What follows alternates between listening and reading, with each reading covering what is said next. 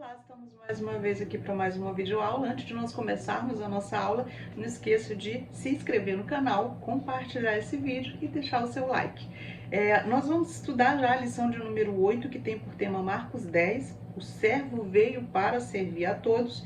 O textuário vai dizer, pois o próprio Filho do Homem não veio para ser servido, mas para servir e dar sua vida em resgate por muitos. Está lá em Marcos capítulo 10, versículo 45. A verdade prática diz, somos salvos para servir a Jesus e ao próximo. Bem, nesta lição nós começaremos a nossa introdução de uma maneira um pouco diferente. Nós vamos começar lendo o livro de Deuteronômio, capítulo 24, do 1 ao 4. Por que nós estaremos lendo esse livro? Porque é justamente a respeito deste assunto que vai ser feito, a partir deste assunto, desta base, que vai ser feita a pergunta dos fariseus para Jesus. Eles vão estar fazendo a pergunta para Jesus a respeito do divórcio, baseado nesse texto que Moisés legislou, de Deuteronômio, capítulo 24, de 1 ao 4. E para que nós possamos compreender esse contexto, nós vamos estar lendo aqui para a gente entender bem, que diz assim a palavra de Deus. Quando um homem tomar uma mulher e se casar com ela, então será que, se não achar graça em seus olhos, por nela encontrar coisa indecente, far-lhe-á uma carta de repúdio e lhe dará na sua mão e a despedirá da sua casa. Se ela, pois, saindo da sua casa, foi se casar com outro homem, e este também a desprezar e lhe fazer carta de repúdio, e lhe a der na sua mão, e a despedir da sua casa, ou se este último homem, que a tomou para si por mulher, vier a morrer, então seu primeiro marido, que a despediu, não poderá tornar a tomá-la, para que seja sua mulher, depois que foi contaminada, pois é abominação perante o Senhor. Assim, não farás pecar a terra que o Senhor teu Deus te dá por herança. Algumas pessoas pensam que esse texto da Bíblia, ele viabiliza o divórcio, mas não é o caso, pelo contrário. Nesse texto, o que vai acontecer é apenas o reconhecimento do divórcio como uma prática em Israel. O divórcio, ele era um ato extremo, ele colocava um fim definitivo e permanente naquele relacionamento daquele casal.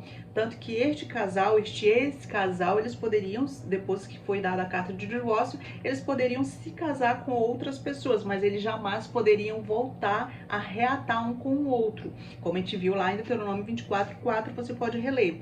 Justamente para evitar que essas pessoas se divorciassem por motivos frívolos, por motivos qualquer. Ou seja, a finalidade de que eles não poderiam se casar novamente era justamente para evitar essa separação sem motivo, ou seja, aquele casal ele tinha que pensar bem antes de decidir o divórcio. E agora que nós já entendemos esse contexto que vai ser usado, nós vamos passar para o tópico 1, que diz família e divórcio. O subtópico 1 vai dizer armadilha maldosa, Marcos capítulo 10, versículo 12, que vai dizer, é lícito ao marido repudiar a sua mulher? É justamente disso que nós estamos falando. Essa pergunta que os fariseus fazem a Jesus é justamente baseado nesse texto que nós lemos. Bem, mas antes de nós entrar em si nesse tema da indagação dos fariseus, nós vamos nos situar. Jesus agora ele faz a sua última viagem até a Judéia. Jesus agora deixou a região da Galileia, ele saiu de Cafarnaum discretamente e dirigiu-se à região da Judéia. Antes de cruzar o Rio Jordão, ele pregou ali, antes de ir a Jericó. Esta era a sua última viagem partindo da Galileia. Ele não retornaria antes da sua morte e ressurreição. O texto de Marcos nos informa que Jesus está passando, indo da Galileia para a Judéia, pela parte da além do Jordão, ou seja, pela parte da Pérea, passaria também por Samaria. E esta região da Pérea, juntamente com a região da Galileia, era território governado por Herodes Antipas. E o texto nos informa no versículo 1 que conforme Jesus está indo, a multidão ela se aglomera e Jesus ensina a multidão. E é justamente dessa maneira que surgem os inimigos de Jesus ali, que são, no caso, os fariseus. E eles chegam ali fazendo uma pergunta.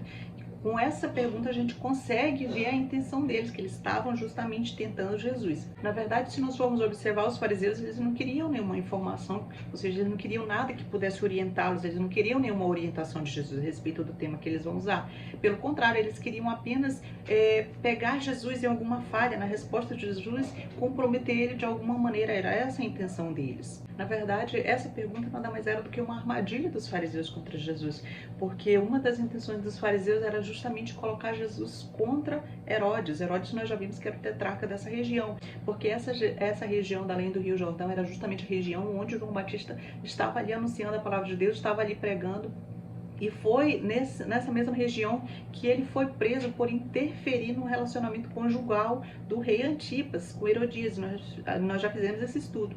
E justamente ele foi preso por denunciar o divórcio ilícito e o segundo casamento ilícito também do rei Herodes. Então foi por esse motivo que ele foi preso e decapitado. Então a intenção dos fariseus era justamente colocar Jesus contra o rei Herodes, usando esse mesmo tema que tinha levado João Batista à morte. Na verdade, quando os fariseus eles fazem essa pergunta aqui da lição, que é lícito o marido repudiar a sua mulher, eles pensam que se Jesus disser não é lícito, ele vai estar comprando uma briga com Herodes e provavelmente ele tem o mesmo fim que João Batista, ou seja, ele seja morto. E a intenção dos fariseus era prejudicar Jesus. Outra intenção dos fariseus era colocar Jesus contra Moisés. Quando fazem a pergunta, é lícito ao marido repudiar sua mulher? Se Jesus respondesse sim, aí Jesus estaria numa situação difícil, porque ele estaria contra Moisés. Então os fariseus tinham na mente deles essa pergunta, onde eles achavam que ia apanhar Jesus, onde eles achavam que com essa armadilha eles iam justamente colocar Jesus digamos assim, num beco sem saída. E os fariseus, eles achavam que iam mesmo apanhar Jesus com essa pergunta. Vamos aqui relembrar que o Pentateuco todo foi escrito por Moisés, de Gênesis a Deuteronômio. E lá em Gênesis, se nós formos ver, lá está o padrão de Deus para o casamento. Lá Deus institui o casamento e descreve ali o seu padrão. E justamente nesse padrão para o casamento que consta lá em Êxodo, não consta nenhum padrão do divórcio. Pelo contrário, o divórcio ele vai aparecer somente quando Moisés ele vai legislar sobre essa questão, que foi esse texto que nós lemos, Deuteronômio 24, de 1 a 4. E ele está fazendo isso justamente para pôr um pé no freio do povo e não para estimular o divórcio. É o contrário do que as pessoas imaginam. Moisés ele vai permitir o divórcio por um único motivo: a dureza do coração do homem. Se a gente for observar bem, a intenção dos fariseus era jogar Jesus não somente contra Moisés e contra Herodes, mas também contra o povo. Eles tinham essa intenção, porque os fariseus eles tratavam o divórcio como uma questão legal, não uma questão espiritual. Jesus usou essa armadilha como uma oportunidade para relembrar ao povo o propósito de Deus para o casamento e para expor os motivos egoístas dos fariseus. Eles não estavam pensando na finalidade proposta por Deus para o casamento. Haviam aceitado casamentos por conveniência. Além disso, estavam citando Moisés de um modo indevido e fora do contexto. Jesus mostrou a esses especialistas em leis que o conhecimento que possuíam era meramente superficial. O subtópico 2 vai dizer aula profunda, Marcos capítulo 10, versículo 7, que diz: deixará o homem seu pai e mãe e unir-se-á a sua mulher. Conforme nós lemos no início do vídeo, lá em Deuteronômio 24, de 1 a 4, diz assim, se o homem encontrar coisa indecente na mulher, lavrar-se-á carta de divórcio para ela. Mas a grande questão era justamente encontrar esse termo que seria determinar o que seria esta coisa indecente. Justamente esse termo coisa indecente é que tornaria a partir dali a carta de divórcio ser legítima. Mas aí surgiu uma grande questão em cima de definir o que seria coisa indecente para poder aceitar o divórcio. E essa expressão ela foi motivo de muitos e acirrados debates. Tanto que no ano 20 da nossa era, em Israel, surgiram duas escolas rabínicas. Uma que era justamente o que o autor aqui da revista vai citar, a escola do rabino Hillel, e a outra era a escola do rabino Shammai.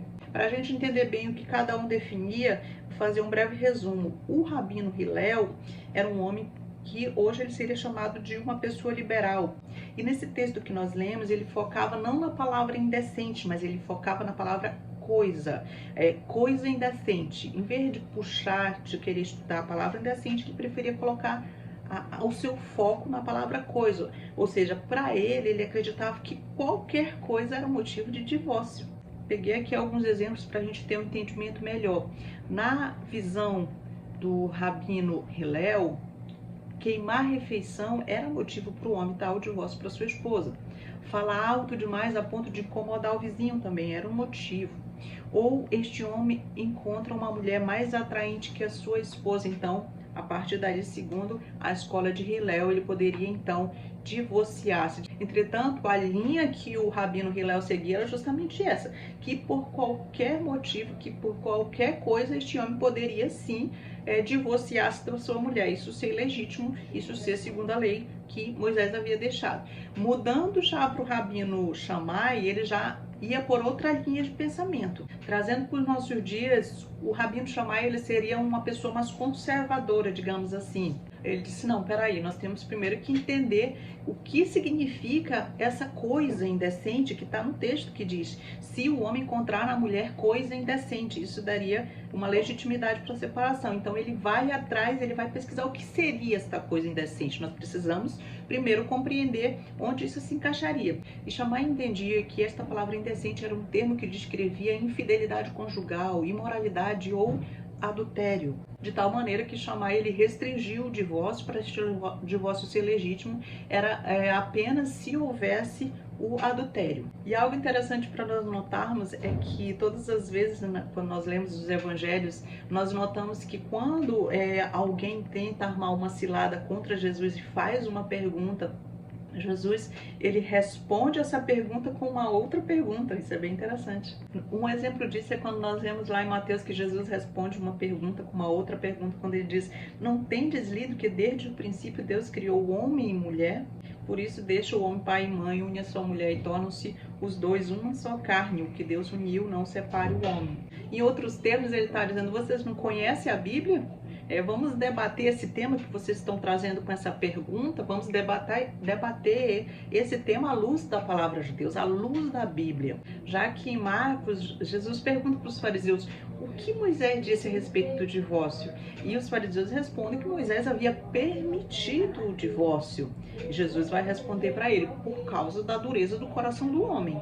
Ou seja, enquanto os fariseus eles estão ali focados em Deuteronômio 24, de 1 a 4, quando Moisés fala a respeito do divórcio, Jesus ele traz todo o foco para Gênesis 1, 2, que é lá que tem a instituição do casamento. O casamento como uma instituição divina. Porque lá em Gênesis ele consta a instituição do casamento antes da queda. Aí a baliza para o casamento, a baliza para os princípios eternos de Deus que não vão mudar, que são ordenanças, que são ordens para seguir por todos os tempos, que é a instituição do casamento que Deus criou. Já em Deuteronômio 24 é uma permissão depois do pecado do homem, tanto que até os fariseus respondem, Moisés permitiu o divórcio, ou seja, Deuteronômio 24 é uma permissão depois do pecado justamente por causa da dureza do coração do homem. E conforme o próprio autor da revista ele vai nos lembrar, a verdade é que os fariseus eles não estão querendo compreender os princípios de Deus, eles estão apenas querendo buscar as filigranas da lei que permitia a eles repudiar a sua mulher. O subtópico 13 vai dizer coração endurecido, Marcos capítulo 10, versículo 9, que diz, portanto, que Deus ajuntou, não separe o homem. Deus permitiu o divórcio como uma concessão devido à propensão que o povo tinha para o pecado. O divórcio não é uma instituição divina. Note que na resposta dos fariseus dizem, Moisés permitiu lavrar o divórcio. Ou seja, devemos notar o verbo permitir, não tem lá o verbo ordenar, o verbo mandar, não é uma ordenança, não é uma ordem, não, é uma permissão, ou seja, significa que Deus instituiu o casamento, mas ele não instituiu o divórcio. O casamento é a expressa vontade de Deus, tanto que se a gente for ver lá em Gênesis, a gente encontra assim a instituição do casamento, mas a gente não vai encontrar em nenhum momento o divórcio como uma instituição divina, não, pelo contrário, apenas o casamento como uma instituição que é para reger a vida do homem. Tanto que o divórcio ele é um fruto, digamos assim, da dureza, um fruto do pecado, fruto da desobediência do homem, da dureza do coração do homem. E enquanto o casamento é digno de honra entre todos, o divórcio ele é citado na Bíblia como que Deus o odiasse, dizendo que Deus odeia o divórcio. Jesus aqui como um supremo intérprete das escrituras que ele deixa aqui bem claro, caso alguém ainda tenha alguma dúvida, ele esclarece que Moisés ele não mandou divorciar, mas ele permitiu o divórcio. E ele não permitiu por qualquer motivo, não, pelo contrário, ele permitiu simplesmente por conta da dureza do coração do homem. Ou seja, o divórcio ele não era aprovado por Deus, mas ele foi permitido justamente para proteger a parte ofendida e, no caso, seria a parte mais frágil, né, de ficar numa situação difícil. Ou seja, a intenção era proteger e não incentivar o divórcio. porque naquela época, dentro da cultura judaica, só o homem podia despedir a mulher não podia despedir o homem. A cultura judaica era uma cultura que tinha preconceito em relação à mulher. A mulher não tinha os mesmos direitos que o homem. Então acontecia que este homem abusava dessa mulher, este homem separava-se dessa mulher, e se essa mulher separada do marido não tivesse a carta do divórcio, ela não podia casar de novo. Então ela ficava desamparada, ela ficava mal falada, e ela ficava numa situação de total desamparo na sociedade. Então, o alerta de Moisés é justamente esse. Deus estava protegendo o elemento mais fraco dentro da cultura judaica. Mas fica claro aqui que o divórcio ele não é compulsório. O divórcio ele é fruto da dureza do coração, porque até mesmo se a pessoa tiver cometido adultério contra o seu cônjuge, mesmo assim só vai, mesmo que se ele quiser se separar, essa separação é legítima, é aceita segundo a lei de Deus, mas somente vai acontecer se esse coração não estiver disposto a perdoar, porque o que Jesus quer mesmo é que mesmo que haja essa, digamos que se houve esse adultério, se houve essa traição, essa pessoa que foi traída, ela esteja com o coração disposto a perdoar, desde que o outro, é claro, esteja arrependido de fato. Essa pessoa esteja disposta a perdoar. Então, o divórcio ele só vai florescer no coração da pessoa se tiver ali a dureza do coração para não estar disposto a perdoar. Jesus está ali mostrando que o caminho do perdão, o caminho da restauração é melhor do que o caminho do divórcio, de qualquer modo. Jesus queria que as pessoas casadas considerassem o casamento como um compromisso permanente, um compromisso eterno, enquanto eles vivessem. Não se case com a intenção de separar-se. Seu casamento terá a chance de ser uma união feliz, se desde o início você se comprometer com sua durabilidade. Não tenha um coração duro como os desses fariseus. Mantenha a firme determinação de permanecer com seu cônjuge com a ajuda de Deus. A verdadeira intenção de Deus é que o casamento trouxesse uma unicidade. Jesus sustentou o ideal de Deus para o casamento e disse a seus seguidores que deveriam viver de acordo com esse ideal. O tópico 2 vai dizer crianças e ricos. O subtópico 1 diz indignação de Jesus, Marcos capítulo 10, versículo 14. Deixai vir a mim os pequeninos. Nós já tratamos um pouco a respeito desse assunto na lição anterior, mas vamos só voltar a fazer um pequeno comentário. Bem, frequentemente Jesus era criticado e acusado de gastar muito tempo com as pessoas erradas, crianças, cobradores de impostos e pecadores. Alguns, inclusive, os discípulos, eles pensavam que o Senhor deveria dedicar mais tempo aos líderes religiosos importantes e aos judeus mais devotos, porque essa seria uma forma de melhorar sua posição e evitar críticas. Mas Jesus ele não precisava melhorar sua posição. Sendo Deus, ele desejava falar com as pessoas que mais necessitavam dele. Jesus disse que devemos confiar nele com esse mesmo sentimento de fé infantil, já que as crianças acreditam em nós porque confiam em nós. Isso não quer dizer que devemos ser infantis, que devemos ser imaturos, mas que devemos confiar em Deus com a simplicidade e a receptividade de uma criança.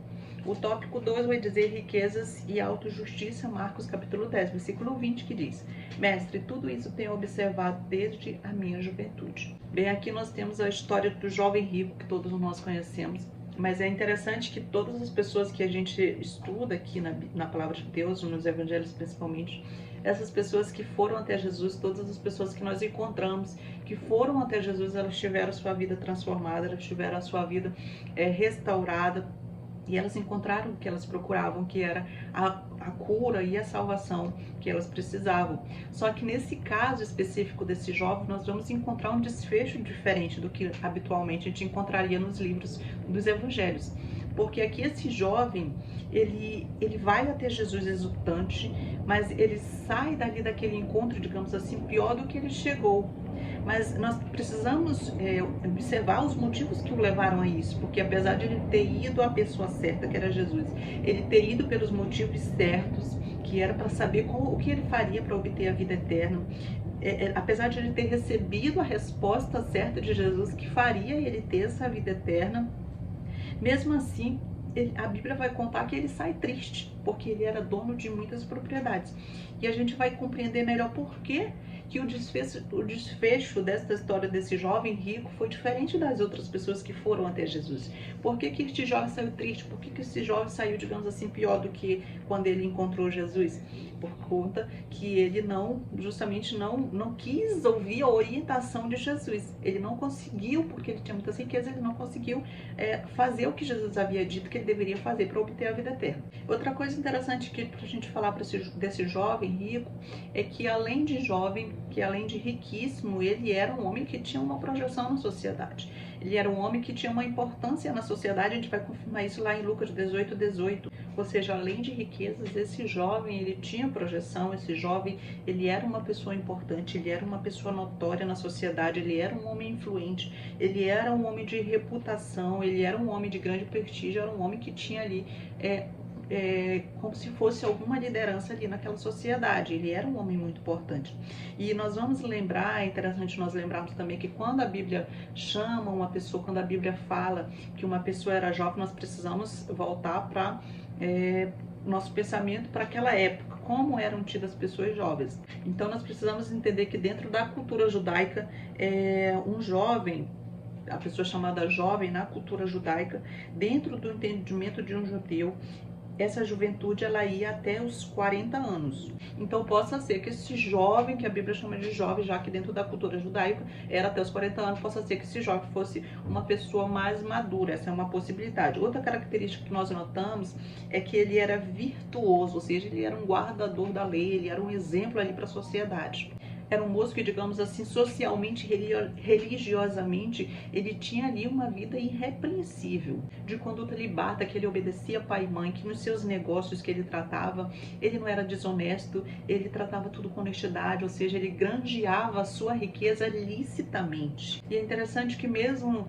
E apesar de ele ter todos esses bens, de ser muito rico, e apesar de ele ter essa notoriedade na sociedade, mesmo assim, ele está com a alma dele insatisfeita, porque ele procura Jesus, tentando descobrir o que ele tinha que fazer para ter a vida eterna. E aí a gente chega à conclusão, porque Jesus fala para ele que ele deve obedecer os mandamentos, e ele diz que ele já obedece, desde menino, desde criança, ele já obedece todos os mandamentos.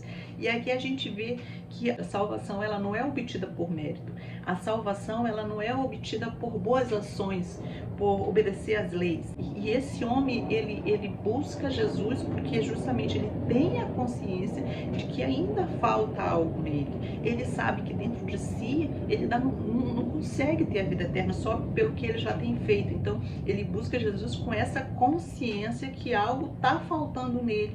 Por isso, justamente, que ele vai até Jesus. E aqui, se a gente for acompanhar no versículo 21, diz que Jesus, fitando o amou. Então aquele jovem, ele tinha tantos benefícios, ele tinha tantos privilégios, ele tinha tantos fatores positivos para ele. Ele vai à pessoa certa, que é Jesus, ele vai com sede da coisa certa, que é a vida eterna. Ele vai a Jesus humildemente e Jesus olha para ele, Jesus o ama, Jesus lança toda a sua ternura, o seu amor sobre ele.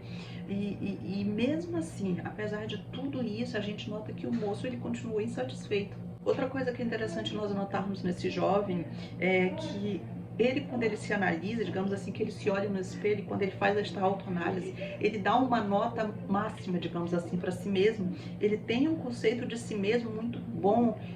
A gente encontra aqui no versículo 17 ao 20, a gente vê que ele teceu elogios para si mesmo, quando ele diz que ele observava os mandamentos desde a sua juventude. Ou seja, ele já se considerava alguém que obedecia todas as leis, então ele já se julgava muito bom, uma pessoa que seguia ali aqueles mandamentos, que tinha de tudo para ter a vida eterna, mas mesmo assim ele sabia dentro de si que ele ainda não tinha. Mas ele ainda não conseguia compreender que para ele obter a vida eterna não dependia do que ele fazia. Para eu obter a vida eterna não depende do que eu faço, o quanto eu sou boa, o quanto eu ajudo as pessoas, enquanto eu honro meu pai e minha mãe. A vida eterna ela não depende das minhas ações, mas depende unicamente do que Jesus, do que Deus fez por mim através de Cristo Jesus. Então, o desejo daquele homem de ter a vida eterna era um desejo sincero, mas ele estava enganado a respeito da maneira que ele poderia conseguir essa vida eterna. Ele tinha uma compreensão distorcida da verdadeira natureza da salvação. O subtópico 3 vai dizer amor ao dinheiro e encorajamento. Está lá em Marcos capítulo 10, versículo 27, que diz assim: Jesus, porém, fitando neles o olhar, disse: para os homens é impossível, contudo, não para Deus, porque para Deus tudo é possível. Certamente o dinheiro é o ídolo mais adorado na atualidade, e não há nenhum ídolo mais servido, mais amado, mais adorado do que o dinheiro. O dinheiro é muito mais do que uma moeda, do que um veículo de transação comercial. O dinheiro é um Deus, o dinheiro é Mamon. Quando Jesus, no Sermão do Monte, falava sobre esse tema e disse que ninguém pode servir dois senhores, ele estava afirmando com isso, que a riqueza para algumas pessoas é o senhor da vida delas e é o dono da vida delas, de tal maneira que a grande questão não é possuir dinheiro, mas ser possuído por esse dinheiro. E quando o dinheiro passa a dominar você, controlar você. Hoje, se você notar, as pessoas se casam por dinheiro, se divorciam por dinheiro, vivem, morrem por dinheiro. E o Deus desse jovem rico era justamente o dinheiro, tanto que quando Jesus fala para ele romper com esse ídolo, para ele romper com essa ligação que ele tinha com esse ídolo, que era o ídolo, que era o Deus da vida dele, e que ele fosse, que ele vendesse todas as suas coisas e que desse aos pobres, e depois voltasse para segui-lo, a Bíblia diz que ele não aceitou a proposta de Jesus porque esse era um preço alto demais para ele pagar. Mas só era alto demais porque o dinheiro era o Deus da vida dele, era o centro, era o mais importante na vida dele. Mas a gente precisa ter o entendimento que Jesus ele não está dizendo aqui que o dinheiro é uma coisa ruim em si mesmo, que o dinheiro é mau, não. Jesus nunca exigiu das outras pessoas, se a gente for observar, mesmo que essas outras pessoas fossem ricas, ele nunca exigiu que elas abrissem mão das suas riquezas.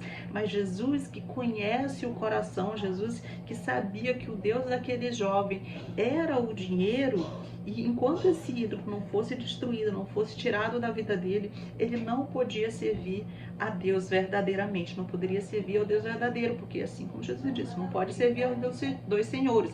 Mas é interessante nós frisarmos que Jesus aqui ele não está combatendo a riqueza simplesmente pela riqueza, não. A riqueza é bênção de Deus, é Deus que nos dá força para adquirir a riqueza. Se nós formos lembrar, Davi, ele vai falar na sua oração assim: as glórias e as riquezas vêm de ti. Se a gente for lembrar também, homens ricos e piedosos andaram com Deus, como temos o exemplo de Jó, temos o exemplo de Abraão, temos o exemplo de José, temos o exemplo de Salomão antes de pecar. E não há pecado em ser rico, isso precisa ficar bem claro. A riqueza usada para a glória de Deus, ela é uma grande bênção na nossa vida, mas Jesus ele está focado aqui em confiar na riqueza, em colocar toda a sua confiança na riqueza.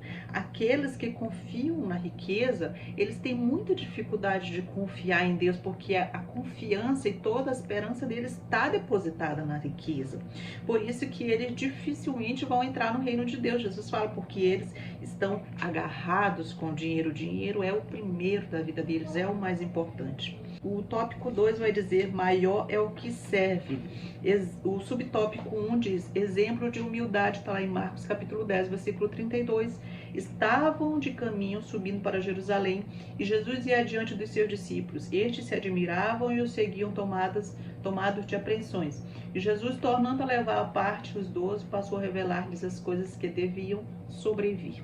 Jesus e os seus discípulos agora eles caminham em direção a Jerusalém, lembrando que essa jornada deles começou lá na Galileia, passou pela Pérea, a Judéia deles passou da lei do Jordão, e agora eles estão prestes a cruzar a cidade de Jericó rumo a Jerusalém, e é ao longo dessa jornada que se dá este acontecimento que é registrado aqui por Marcos. Jesus ele continua a sua jornada e ele sobe ali para Jerusalém justamente com a intenção de dar a sua vida. E nós podemos ver um contraste, porque os discípulos eles sobem com ele, mas eles estão com intenções egoístas nos seus corações, porque Jesus está subindo ali para servir, para humilhar-se, para se entregar, para dar a sua vida por nós, enquanto que os discípulos eles estão subindo, eles estão aspirando grandezas, eles estão se exaltando e estão aspirando coisas nessa terra, grandezas dessa terra. E é interessante notar que à medida que eles se aproximam da cruz, os discípulos eles como se endurecesse mais o seu coração e como se tivesse ali uma cortina tampando a sua visão, que eles não conseguem enxergar o que está por acontecer, mesmo que Jesus venha e fale explicitamente.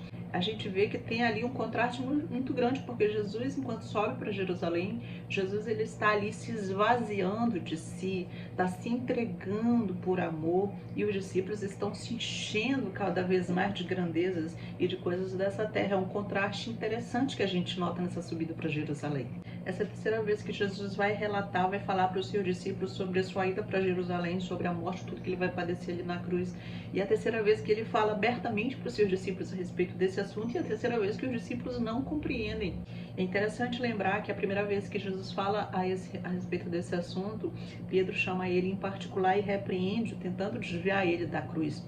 A segunda vez que Jesus fala para os discípulos a respeito desse assunto, os discípulos em seguida eles estão discutindo a respeito de quem é o maior no reino de Deus.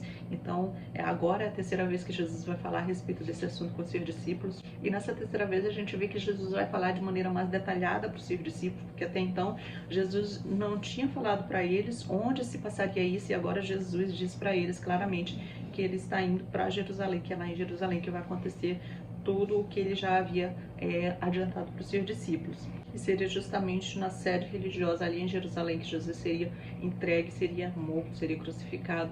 E é a primeira vez também que Jesus vai antecipar para os seus discípulos que os gentios também, que ele vai ser entregue nas mãos dos gentios. Ou seja, os gentios malcomunam com os judeus para condená-lo à morte. O subtópico 2 vai dizer ânsia pelo poder. Marcos capítulo 10, versículo 37. Permite-nos que na tua glória nos assentemos, um à tua direita e outro à tua esquerda. Há muitas evidências de que os discípulos, assim como a maioria dos judeus, eles tinham uma crença errada a respeito de Jesus Cristo, uma visão errada. Eles entendiam que Jesus viria e estabeleceria o seu reino aqui nesta terra, que ele teria um reino terreno. Eles não conseguiam compreender que o reino de Deus era um reino que era espiritual. Jesus ia reinar nos nossos corações, o reino dele era um reino espiritual. Então, eles tinham muita dificuldade dessa compreensão. E por isso que aqui eles vão pedir para Jesus para um sentar à direita no seu reino e o outro à esquerda, justamente porque eles imaginavam que seria um reino aqui na terra, que seria um reino que libertaria eles da opressão de Roma, que destituiria César do poder, do trono, e Jesus ficaria ali no lugar como o rei de todo o mundo. Então eles pedem esse assento, uma à direita de Jesus, outra à esquerda de Jesus, justamente porque eles tinham esse pensamento de reino terreno, de um reino aqui na terra, e eles sonhavam com essa posição terrena aqui na terra, com essa ambição terrena. E por isso que Tiago e João desejavam esses lugares de honra, porque eles imaginavam que seria justamente aqui na terra. Mas os discípulos eles só iam entender que esse reino que Jesus tanto pregava e anunciava não era um reino terreno, mas era um reino espiritual. Eles só foram compreender isso após a ressurreição de Jesus. E quando eles pedem justamente essa permissão, né, para um sentar à direita de Jesus e outro à esquerda, justamente a gente nota que eles estão buscando, a ambição deles é uma projeção terrena. Eles estão buscando aqui destaque, eles estão buscando projeção. Note que o pedido deles está em contraste com o sentimento de Jesus, com o propósito de Jesus naquela caminhada, com o sentimento que invade a alma de Jesus ali, quando ele fala para os seus discípulos o que vai acontecer em Jerusalém, que ele vai ser entregue, que ele vai ser morto. Ou seja, Jesus está com esse sentimento de autossacrifício. Ele mesmo vai se entregar por amor a nós. E os discípulos estão ali pensando com uma ambição de projeção terrena. Veja que tem um contraste muito grande entre ambas as situações. Mais uma vez, isso se repete. E a gente nota assim que a maneira de medir o padrão do reino de Deus é muito diferente, muito contrastante com o padrão do mundo. E agora o reino de Deus, ela se inverte, a pirâmide invertida que a gente costuma falar. E Jesus vai dizer: quem é grande é quem serve a muitos. Não é o que tem domínio, mas é o que serve, porque Jesus, sendo Senhor e Mestre, lavou os pés dos seus discípulos. Ou seja, se você quer ser grande aos olhos de Deus, você precisa servir. E ficamos por aqui nessa videoaula. Não esqueçam de curtir o vídeo, não esqueçam de orar antes de dar suas aulas, pedindo a ajuda do Doce Espírito Santo para que ele possa guiar vocês e ajudar cada um de vocês. Fiquem com Deus e até a próxima. Tchau!